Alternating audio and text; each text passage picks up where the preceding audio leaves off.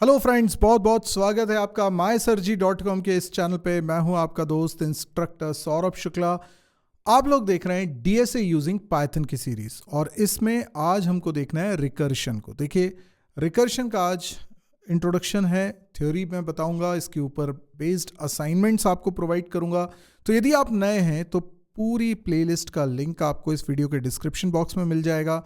साथ ही आपको कैसे नोट्स मिलेंगे और कैसे असाइनमेंट्स मिलेंगे, इसके लिए भी लिंक आपको मेरे वीडियो के डिस्क्रिप्शन बॉक्स में मिल जाएगा। तो अब शुरू करते हैं आज का लेसन। रिकर्शन के बारे में समझना है, रिकर्शन ट्री के बारे में समझना है। कभी भी इंटरव्यू में रिकर्शन ट्री ज़रूर पूछा जाता है, तो रिकर्शन ट्री आपको बहुत अच्छे से बनाते बनना चाहिए। और how to approach recursive solution, उसके बारे में बात करेंगे। तो चलिए सबसे पहले तो समझते हैं रिकर्शन होता क्या है। बहुत सिंपल लैंग्वेज में बोलता हूँ। रिकर्शन मतलब जब फंक्शन खुद को कॉल करे किसी प्रॉब्लम को सॉल्व करने के लिए, तो उसे रिकर्शन बोलते हैं। सिंटैक्टिकली आप समझ लीजिए कैसे होता है। तो कोई फंक्शन आप डिफाइन कर रहे हैं, सपोज करिए f1 फंक्शन, और उसके अंदर जो भी कोडिंग लिखी है उसके अंदर कहीं पर आप f1 फंक्शन को ही कॉल कर रहे हैं, तो इसका मतलब है ये फंक्शन रिकर्सिव फंक्शन है। तो ये तो बहुत सिंपल अंडरस्टैंडिंग हो गई कि रिकर्शन बोलते कैसे हैं, रिकर्सिव फंक्शन कैसे बोलते हैं। इस होने को आप रिकर्शन बोल रहे हैं और इस फंक्शन को आप रिकर्सिव फंक्शन बोल रहे हैं। चलिए अब हम एक प्रोग्राम के थ्रू समझते हैं कि रिकर्शन ट्री क्या होता है। यानी अभी मैं रिकर्शन ट्री आपको समझाने वाला हूँ, रिकर्शन ट्री बना के बताने वाला हूँ। और इसको दूसरे शब्दों में कहें तो हम लोग एक्चुअल में ट्रेसिंग कर रहे हैं, मैनुअल ट्रेसिंग कर रहे हैं। इसको ड्राई रन करना भी बोल सकते हो। तो ये कोड को अगर आप ड्राई रन करोगे तो आपको समझ में आएगा। इनफैक्ट मैं आपको बोलूँगा कि अगर रिकर्शन का कोई भी प्रॉब्लम आपको समझ में नहीं आ रहा है, कोई कोड लिखा हुआ है लेकिन समझ में नहीं आ रहा है, just do the dry run जो मैं अभी डेमोन्स्ट्रेट कर रहा हूँ, और उससे आपको रिकर्शन कैसे फ्लो हो रहा है प्रोग्राम का वो समझ में आएगा। चलिए देखते हैं। यहाँ पर मैंने एक फंक्शन बनाया हुआ है f1 नाम से, और इस फंक्शन में एक आर्ग्यूमेंट है, उसके बाद फिर कुछ कंडीशन है, रिटर्न लिखा हुआ है, कुछ स्टेटमेंट लिखा हुआ है, कुछ रिटर्न लिखा हुआ है। फिर मैं यहाँ पर एक फंक्शन कॉल कर रहा हूँ f1, मतलब इस फंक्शन को मैंने कर लिया है कॉल, और यहाँ पर ये फंक्शन जो रिटर्न करेगा वो r के अंदर स्टोर होने वाला है, और r की वैल्यू प्रिंट करा रहा हूँ। ये है हमारा प्रोग्राम, यानी ये दो लाइंस चलने वाली हैं। तो ये लाइन अभी चलती है, f1 फंक्शन कॉल होता है। तो आप ऐसा समझिए, जब भी कोई फंक्शन कॉल हो रहा है तो उसको मेमोरी मिल रही है। तो सपोज करिए f1 फंक्शन कॉल हुआ, इसको मेमोरी मिल रही है, पर क्या वैल्यू गई है, तो n में चला गया है 3। यस, n में सबसे पहले 3 गया है, बिकॉज यहाँ पर ये 3 लिखा हुआ है। अब ये f1 फंक्शन जब कॉल हुआ तो कौन सी कोडिंग चलेगी? कोडिंग तो यही वाली चलने वाली है। यस, यही वाला कोड चलने वाला है। तो मैं इसी कोड को यहाँ पर लिख लेता हूँ। ठीक है, ये कोड मैंने लिख लिया। अच्छा, लेकिन एक चीज़ समझ लीजिए, यहाँ पर एक n नाम का वेरिएबल है जिसकी वैल्यू 3 है, और यहाँ पर एक s नाम का वेरिएबल भी है जिसका हम यूज़ कर रहे हैं इस फंक्शन के अंदर। तो ये एक्चुअल में कुछ मेमोरी हमारे प्रोग्राम को मिल गई है, ऐसा सोचो, या इस फंक्शन को मिल गई है, ऐसा बोलो। तो अभी n इस फंक्शन को कॉल किया तो ये कोड चलने वाला है। ठीक है, मैंने क्या किया, इस फंक्शन का कोड यहाँ लिख लिया है। मैं यहाँ देखने की बजाय मैं यहाँ देखूंगा। क्लियर? तो अब देखिए, इसमें ये लाइन चलती है, क्या होता है, n की वैल्यू 1 है क्या, तो n की वैल्यू यहाँ पर देखिए आप कितनी है, 3 है, क्योंकि यहाँ से 3 पास हुआ था, इस n में चला गया था, इसलिए n के अंदर 3 रखा हुआ है। तो n की वैल्यू 3 है, इसलिए कंडीशन फॉल्स हो गई, इसलिए रिटर्न वाला स्टेटमेंट नहीं चलेगा और ये वाली लाइन चलेगी। इसमें क्या हो रहा है, s में असाइन हो रहा है कुछ इन दोनों का एडिशन, पर इन दोनों का एडिशन तो बाद में होगा, पहले तो फंक्शन कॉल होगा। और ये फंक्शन कॉल हो रहा है तो ये खुद को कॉल कर रहा है ना, रिकर्शन इसलिए तो बोल रहे हैं, ये रिकर्सिव फंक्शन है। तो f1 कॉल हो रहा है, यानी फिर से मेमोरी मिलेगी f1 को। तो f1 को फिर से मेमोरी मिल गई, और इस बार n की वैल्यू लेकिन क्या रिसीव करने वाला है, ये 2 रिसीव करने वाला है। तो बेसिकली यहाँ से कंट्रोल आया होगा, यहाँ से कंट्रोल आया होगा, और इधर n की वैल्यू आई होगी। तो ये क्या वैल्यू लेकर आया है, 2 वैल्यू लेकर आया है, बिकॉज n की वैल्यू यहाँ 3 है, तो ये n-1 लिखा है, तो ये 3-1 लिखा है। देखो, इधर का कोड चलाओगे तो इधर के वेरिएबल्स को देखना है, सिंपल है। तो n-1 लिखा है, तो n की वैल्यू 3 है, तो ये 3-1 2 है, इसलिए यहाँ से 2 पास हुआ है और इस n में 2 चला गया है। तो ये जो कोड हमने देखा था ना, ये कोड यहाँ पर भी लिख लो एक बार और लिख लिया मैंने कोड। और ये जो 2 वेरिएबल्स हैं इसके अंदर भी हैं, भाई फंक्शन है ना ये, तो फंक्शन जितनी बार कॉल होगा उसके वेरिएबल्स तो फिर से बनेंगे, लोकल वेरिएबल्स हैं ये। तो ये n और s 2 वेरिएबल्स बन गए हैं, और यहाँ पर मैं इस तरीके से डायग्राम बना देता हूँ। ये डायग्राम बना देने से आपको समझ में बहुत आसानी से आएगा कि एक्चुअल में f1 फंक्शन को 2 बार मेमोरी मिली हुई है। तो ये जो n और s वेरिएबल हैं ये 2 बार बने हुए हैं। ये पहला कॉल था, ये दूसरा कॉल है। ये वाला तब चल रहा है जब यहाँ से कॉल किया गया, और ये वाला तब चल रहा है जब यहाँ से कॉल किया गया। करेक्ट है? ये आपको समझ में आ रहा है फ्लो कैसा हो रहा है? अभी n की वैल्यू कितनी हो चुकी है? तो n की वैल्यू हो चुकी है 2। ठीक है, यहाँ पर 2 आ चुका है। अब इसकी एक एक लाइन चलेगी। तो पहली लाइन चलती है यहाँ पर, n की वैल्यू 1 है क्या? अभी आप n की वैल्यू 1 देखने के लिए n की वैल्यू यहाँ नहीं देखना, यहाँ देखना।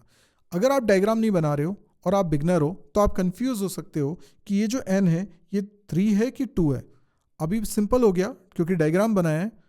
तो डायग्राम बना के हमें समझ में आ रहा है कि ये वाला जो कोड है वो इन वेरिएबल्स की बात करेगा और ये वाला जो कोड है वो इन वेरिएबल्स की बात करेगा, तभी तो इनको लोकल वेरिएबल्स बोलते हैं। तो अभी n की वैल्यू यहाँ पर 2 है तो ये कंडीशन फॉल्स हो गई, तो रिटर्न नहीं चलेगा। ये वाली लाइन चलती है, इसमें भी पहले फंक्शन कॉल होगा, तो फंक्शन कॉल हो रहा है तो f1 फिर से कॉल हो गया, f1 फिर से कॉल हो गया। अब देखिए f1 अगर दोबारा से कॉल हो गया है तो इस बार n की वैल्यू ये 1 रिसीव करने वाला है। क्यों 1 रिसीव कर रहा है, समझ में आ रहा है आपको? देखिए मैं फिर से कोड लिख देता हूँ, कोड को थोड़ा श्रिंक कर देते हैं, और यहाँ पर 2 वेरिएबल्स और बनेंगे, एक n और एक s, और ये बन गया। ठीक है, तो यहाँ पर क्या हो रहा है, यहाँ से कंट्रोल आया होगा, तो n की वैल्यू यहाँ पर कितनी है? 2 है, बिकॉज जहाँ का कोड है वहीं का वेरिएबल देखोगे। तो n की वैल्यू 2 है, तो 2 - 1 इज 1, तो 1 यहाँ से जा रहा है, तो ये 1 ट्रांसफर हुआ n में चला गया, तो इस n में 1 चला गया है। अब इसका कोड चल रहा है, तो ये दोनों फंक्शंस अभी पेंडिंग स्टेट में है। अभी पहले ये कोड चलेगा। अब अभी n = 1 ट्रू है कि फॉल्स? अभी ये ट्रू है, देखो n की वैल्यू 1 हो चुकी है, क्योंकि ये n लिखा है तो आप इसी वाले n को देखोगे। तो n की वैल्यू 1 है, कंडीशन ट्रू है, तो रिटर्न 1 चल जाएगा। अच्छा, रिटर्न चलेगा तो क्या होगा? और रिटर्न चलेगा तो क्या होगा? ओके, तो ये रिटर्न एग्जैक्टली वहीं होगा जहां से फंक्शन कॉल हुआ है। यानी ये जो फंक्शन कॉल है ना, ये पूरा इतना पोर्शन, ये पूरा का पूरा रिप्लेस हो जाएगा। इसकी जगह पर वो वैल्यू आ जाएगी जो यहाँ से रिटर्न होके आ रही है। यहाँ से 1 रिटर्न होके आ रहा है तो इस जगह पर 1 आ गया। Are you getting my point? यहाँ से 1 गया, और जैसे ये फंक्शन ने वैल्यू रिटर्न कर दी, ये फंक्शन का काम खत्म हो गया। अब इसके आगे की लाइंस नहीं चलेंगी, यहाँ पर एंड हो गया, फंक्शन रिटर्न हो गया, मतलब फंक्शन एंड हो गया। तो यहाँ से 1 रिटर्न होके जाता है, 1 कहाँ पे पहुँच जाता है? इस जगह पर 1 पहुँच जाता है। तो ये n+1 लिखा है। ठीक है, दिस इज n+1, क्योंकि फंक्शन कॉल की जगह पर 1 आ चुका है। आपको ध्यान रखना होगा फंक्शन कहाँ से कॉल हुआ था, इसलिए डायग्राम बना के हम समझेंगे। अगर आप भी डायग्राम बना के इन प्रोग्राम्स को ट्रेस करोगे तो आपको बहुत अच्छे से क्लियर हो जाएगा। कभी नहीं समझ में आ रहा है, आप डायग्राम बनाओ, आपको समझ में आ जाएगा कि फ्लो कैसा हो रहा है। तो आपका ये जो 1 है रिटर्न होके वहीं गया है जहाँ से फंक्शन कॉल हुआ था। तो फंक्शन तो यहाँ से भी कॉल हुआ है, फंक्शन तो यहाँ से भी कॉल हुआ है, नहीं, ये वाला फंक्शन क्योंकि यहाँ से कॉल हुआ है इसलिए कंट्रोल रिटर्न होके यहीं जाएगा। तो ये वैल्यू यहाँ पर आ चुकी है 1, तो ये हो चुका है n+1। n+1, n की वैल्यू कितनी है? तो n की वैल्यू देखने के लिए यहाँ का कोड देख रहे हो तो यहीं का n देखो, तो 2+1 है, तो 2+1 का मतलब हो जाता है 3, तो इसमें चला जाएगा 3। अब ये s में चला गया है 3, और अब चलेगा रिटर्न s चलेगा, तो रिटर्न होके कंट्रोल जाएगा वहाँ जहाँ से फंक्शन कॉल हुआ था, और वैल्यू लेकर जाएगा s की जो कि 3 है, और ये हो जाने के बाद इस फंक्शन का काम खत्म हो गया है। ये 3 इस जगह पर आ चुका है, तो इसकी जगह पर 3 है, तो ये n+3 लिखा हुआ है। ठीक है, n+3। अब n कितना है? तो n इज 3, 3+3 कितना हो गया? 6। तो s में क्या चला गया? 6। तो s में चला गया 6, और ये रिटर्न होके जाएगा एग्जैक्टली वहाँ जहाँ से फंक्शन कॉल हुआ था, यानी कि इस जगह पर आ गया 6। तो r के अंदर क्या चला गया? 6। तो आउटपुट में क्या आ जाने वाला है? 6। समझ में आया? तो रिकर्शन को ट्रेस करने का ये तरीका है।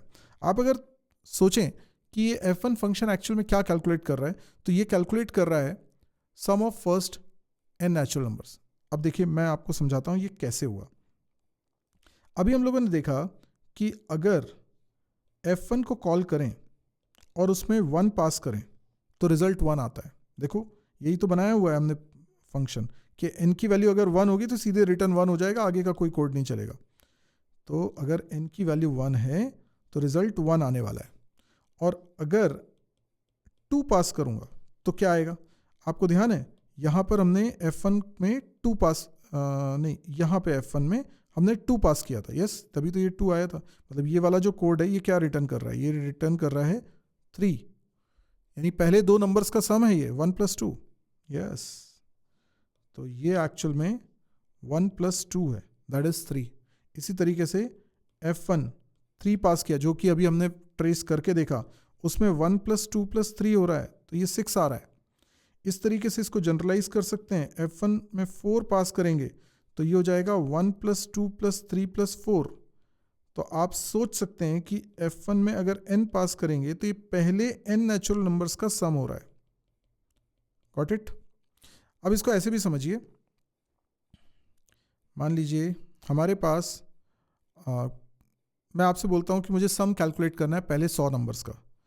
तो F1 में अगर मैंने 100 पास किया तो ये पहले 100 नंबर्स का सम कैलकुलेट करके देगा। अब ये कैसे कैलकुलेट करेगा?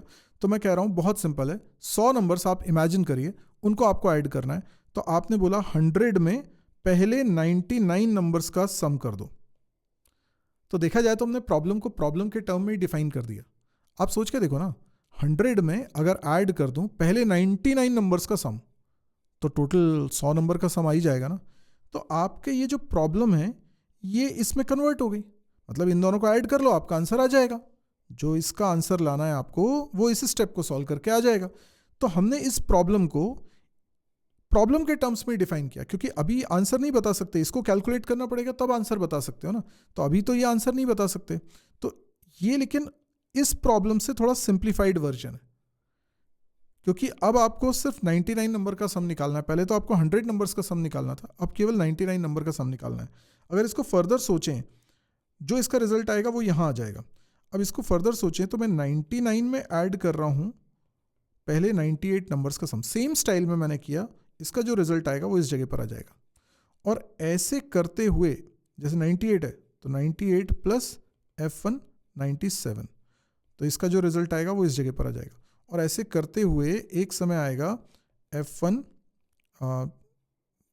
3, तो 4 में F1 3 ऐड होगा, यस, ऐसा एक सिचुएशन आ जाएगी। और उस समय हम बोलेंगे 3 + F1 2 कॉल कर लो, जो अभी हम करके आए हैं, और इसका जो रिजल्ट आएगा वो इस जगह पर आ जाएगा। और F1 2 का मतलब है 2 + F1 1, इसका जो रिजल्ट आएगा वो इधर आ जाएगा। और F1 1 का रिजल्ट तो 1 है, बिकॉज हमने क्या कंडीशन बनाई थी कि अगर n की वैल्यू 1 है तो रिटर्न कर दो 1, तो ये 1 है। तो ये वो सिचुएशन है जब आपको फंक्शन को और कॉल नहीं करना है। देखो, n की वैल्यू अगर 100 है तो फंक्शन को कॉल करना है, n की वैल्यू 99 है तो भी फंक्शन को कॉल करना है, 98 है तो भी फंक्शन को कॉल करना है, n की वैल्यू 3 है तो भी फंक्शन को कॉल करना है, n की वैल्यू 2 है तो भी फंक्शन को कॉल करना है, n की वैल्यू 1 है तो मुझे फिर से फंक्शन को कॉल नहीं करना है, सीधे रिटर्न करना है 1। So this is called base case. Base case क्या है? तो एक होता है रिकर्सिव केस, एक होता है बेस केस। दो सिचुएशंस हैं, आपकी जो कोड लिखा है उसमें दो सिचुएशन है, recursive case and base case. Recursive case मतलब जिसमें फंक्शन को हम कॉल कर रहे हैं फिर से टू सॉल्व अ प्रॉब्लम, और बेस केस वो है जब मुझे फंक्शन को कॉल नहीं करना है। तो ये दोनों का होना जरूरी है। अगर बेस केस नहीं होगा तो ये तो नेवर एंडिंग प्रोग्राम बन जाएगा, इसलिए बेस केस होना जरूरी है। तो थियोरेटिकली हम समझें कि in recursion problem is solved in terms of problem itself. हमने प्रॉब्लम को प्रॉब्लम के टर्म्स में ही सॉल्व किया। Each time recursive function call to itself for little simpler version of the original problem. अगर मुझे 100 नंबर्स का सम निकालना है तो इसको कैलकुलेट करने के लिए मैं 100 में 99 नंबर्स का सम ऐड कर रहा हूं। अब 99 नंबर्स का सम कैलकुलेट करना भी वही प्रॉब्लम है, लेकिन ओरिजिनल प्रॉब्लम से थोड़ा सा सिंपल है, क्योंकि ओरिजिनल प्रॉब्लम थी 100 नंबर्स का सम निकालना और 99 नंबर्स का सम निकाल रहे हैं, तो ओरिजिनल प्रॉब्लम से थोड़ी सी कम कॉम्प्लेक्स है।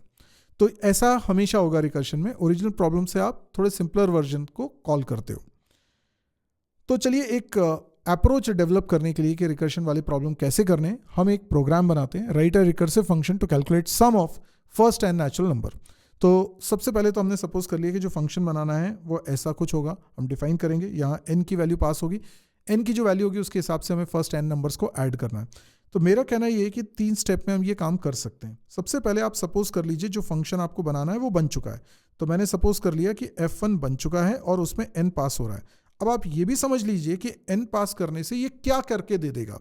तो ये पहले n नेचुरल नंबर्स का सम कैलकुलेट करके दे देगा, ये प्लस n तक कैलकुलेट कर देगा। तो ये हमको बनाना है एक्चुअल में, लेकिन हमने सपोज कर लिया है कि ये बन चुका है। क्यों? क्योंकि जो चीज़ बन चुकी है उसी को तो कॉल करने के बारे में सोचते हो ना। तो अगर ये फंक्शन हम मान लेते हैं थोड़ी देर के लिए बन चुका है, तो आप कॉन्फिडेंस के साथ इसे कॉल कर पाओगे ना, इसलिए मैंने ऐसा बोला। तो आप दूसरा जो सिचुएशन है वो आप रिकर्सिव केस के लिए बनाओ। दूसरी स्टेप रिकर्सिव केस है, तीसरी स्टेप बेस केस है। तो ये 3 स्टेप आप कर लोगे ना, आपका फंक्शन बन जाएगा। तो दूसरी स्टेप करते वक्त यही सबसे इंपॉर्टेंट है। दूसरी स्टेप क्या है? ये कह रहा है कि रिकर्सिव केस बनाओ, मतलब रिकर्शन करो, मतलब फंक्शन को फिर से कॉल करो। लेकिन हमने क्या पढ़ा है? फंक्शन को कॉल करते हैं पर ओरिजिनल प्रॉब्लम से थोड़ा सिंपलर वर्जन के लिए। तो ओरिजिनल प्रॉब्लम में हमने f1 में n पास किया था, तो n नंबर्स का सम कैलकुलेट कर रहा था। लेकिन अभी हमें थोड़ा सिंपलर वर्जन पे जाना है, तो हम यहाँ पर बोलते हैं f1 में पास कर दो n-1। अब अगर n-1 पास कर रहे हैं तो ये थोड़ा सिंपलर वर्जन हो गया। इससे ये कैलकुलेट करेगा, क्योंकि हमने सपोज करा है कि ये बन चुका है, तो ये क्या कैलकुलेट करके देगा? ये कैलकुलेट करके देगा 1 + 2 + 3 + अप टिल n-1, यानी पहले n-1 नंबर्स का सम कैलकुलेट करके दे देगा। क्या इससे हमारी ओरिजिनल प्रॉब्लम सॉल्व हो गई? नहीं, लेकिन बहुत हद तक सॉल्व हो गई है। n नंबर्स का सम करना था, उसमें से n-1 नंबर्स का सम हम कर चुके हैं। अभी इसमें n और ऐड कर दें। सोचो ज़रा, अगर इसमें n और ऐड कर दें, इसमें n और ऐड कर दें, तो हमारी ओरिजिनल प्रॉब्लम सॉल्व हो जाएगी। तो ये बन गया वो फॉर्मूला जिससे कि हमारी ओरिजिनल प्रॉब्लम हो रही है सॉल्व। आपको रिकर्शन के प्रोग्राम बनाते वक्त कभी इस बात के लिए परेशान नहीं होना है कि ये कैसे काम करेगा, ये नहीं सोचना है। ये 3 स्टेप में काम हो जाएगा। आपने रिकर्सिव केस बनाया, ये कैसे काम करेगा ये बिल्कुल नहीं सोचने की ज़रूरत। आप सीधे ये लिख सकते हो। और बेस केस का मतलब है कब ये खुद को कॉल नहीं करेगा। तो हमने कहा n की वैल्यू अगर 1 है तो सीधे रिटर्न कर दे 1। आपको कुछ भी कैलकुलेट करने की ज़रूरत नहीं है, उसके बाद सीधे आप रिटर्न कर दें 1। तो अगर ये बात समझ में आ गई तो फंक्शन बनाना बहुत आसान हो गया। आपने कहा कि यदि n की वैल्यू 1 है तो रिटर्न करो 1। पहले एक नंबर का सम 1 होता है। अदरवाइज आप क्या रिटर्न कर रहे हो? आप रिटर्न कर रहे हो n + f1 n-1, जो रिकर्सिव केस आपने यहाँ पर बनाया था। बस ये बन गया आपका रिकर्सिव फंक्शन। और इसी अप्रोच के साथ आप रिकर्सिव फंक्शन पर बेस्ड जो असाइनमेंट में दूंगा वो आप कर सकते हो। तो आई होप आपसे बन जाएंगे। आपने पाइथन में भी इन चीज़ों को पढ़ा होगा, लेकिन मैंने रिवीजन करा दिया है। डेटा स्ट्रक्चर में इनकी खासी ज़रूरत पड़ने वाली है, तो आप इनकी अच्छे से प्रैक्टिस कर लीजिए, सो दैट कि आपको डेटा स्ट्रक्चर में जब रिकर्सिव बेस्ड कोई एल्गोरिदम हम इम्प्लीमेंट कर रहे होंगे तो दिक्कत नहीं जाएगी। तो दोस्तों आज के लिए इतना ही। अगर आपको वीडियो पसंद आ रहे हैं तो प्लीज़ आप इसको लाइक करें, जितना हो सकता है आप शेयर करें, दूसरों को भी बताएं इस वीडियोस के बारे में, प्लेलिस्ट के बारे में। आपने कमेंट नहीं किया तो कमेंट भी करिएगा, ये बताइएगा कि आपको ये वीडियोस कैसे लग रहे हैं और साथ में क्या और एक्सपेक्टेशन है आपकी वो भी बताइएगा। सब्सक्राइब नहीं किया हो तो सब्सक्राइब ज़रूर कर लीजिएगा और दूसरों को भी बोलिएगा। आज के लिए इतना ही। Thank you, good bye.